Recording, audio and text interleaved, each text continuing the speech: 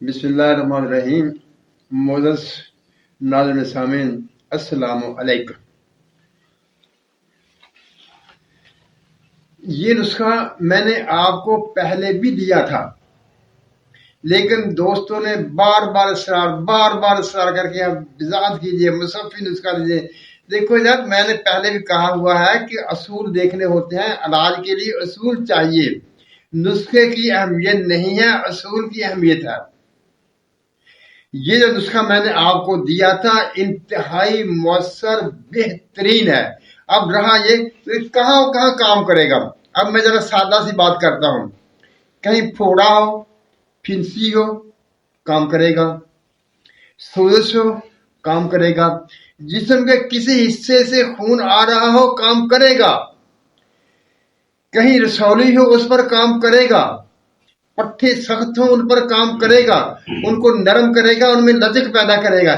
جسم میں کسی جگہ درد ہو رہی ہو، وہاں پر کام کرے گا۔ یعنی کوئی ایسی بات نہیں، کوئی ایسا مسئلہ نہیں جہاں یہ کام نہ کرے۔ خارش پر کام کرے گا، چمبل تدر پر کام کرے گا۔ بتاؤ میں کس چیز کا نام لوں؟ ہر جگہ کام کرے گا۔ جہاں آپ کو کچھ سمجھ نہیں آ رہی یا کیا کرنا ہے، وہاں یہ نسخہ استعمال کر لو، کام کرے گا۔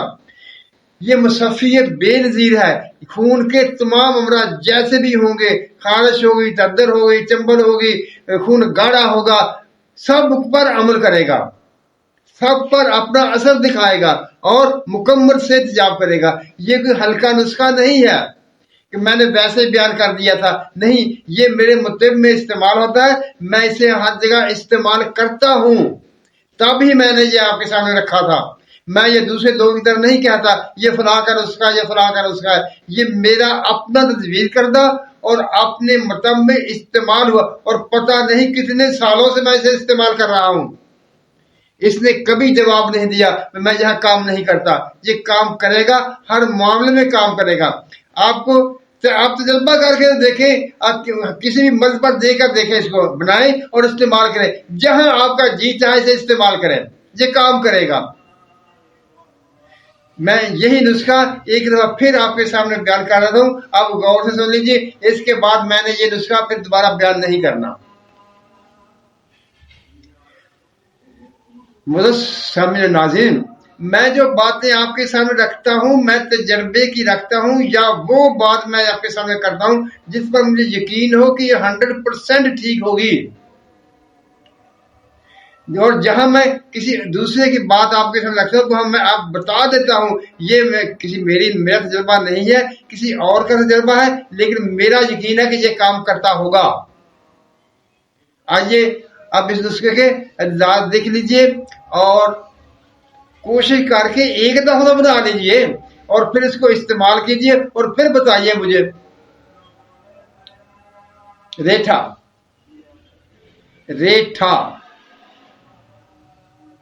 200 گرام۔ آپ نے اس میں سے اس کی جو گٹھلی ہے وہ نکال دینی ہے، صرف آپ نے چھلکا لینا ہے۔ وہ 200 گرام میں سے تقریباً 100 گرام کے قریب آپ کا وہ جو ہے وہ چھلکا بنے گا۔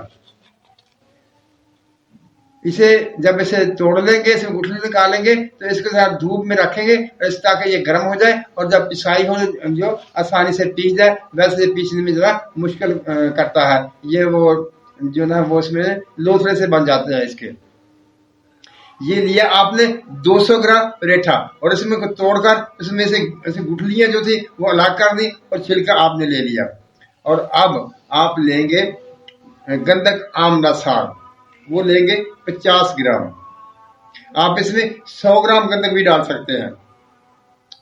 اسی طرح سے آپ نے گندک آملہ ساگ کتنی ڈالی ہے، اس میں 50 گرام، اور آپ سجی سفید اس میں ڈالیں گے 20 گرام یا 30 گرام، وہ آپ کی مرضی ہے، جتنی بھی آپ ڈال دیں وہ ٹھیک ہے۔ یہ 3 چیزیں ہو گئیں۔ اب آپ نے اس کو پسوا لینا ہے، باریک پاؤڈر اس کا بنا لینا ہے، اور اس کو ایک دفعہ آپ چھلنی میں سے چھان لیں گے، اور اس کے اوپر جو ریزے بچیں گے وہ ریٹھے ہی ہوں گے۔ اس کو دوبارہ آپ پیس لیں گے، یا اپنے وہ کنڈا جو ہوتا ہے اس میں پیس کر اس کو دوبارہ شامل کر لیں گے۔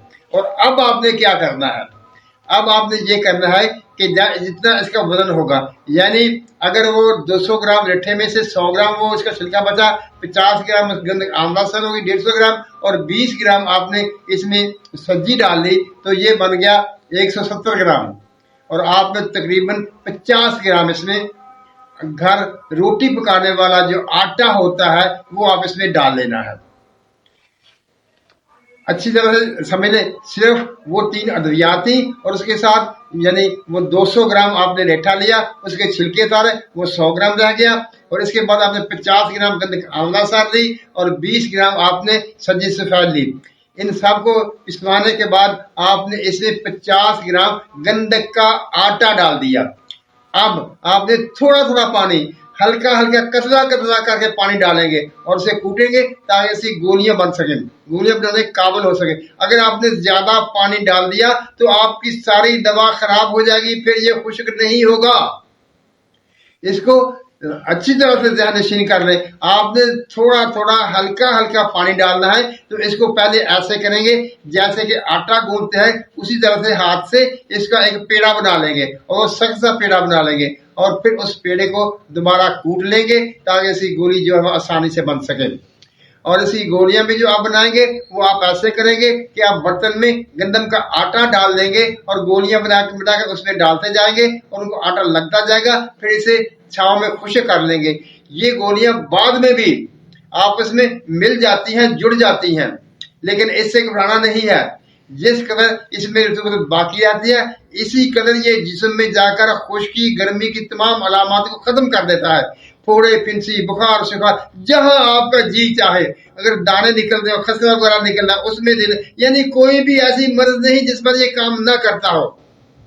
اسے بنائیے، استعمال کیجیے، اور اگر ہو سکے، اگر آپ کی منشا کے مطابق ہر مرض پر کام کرے تو میرے لیے دعائیں خیر کر دیجیے۔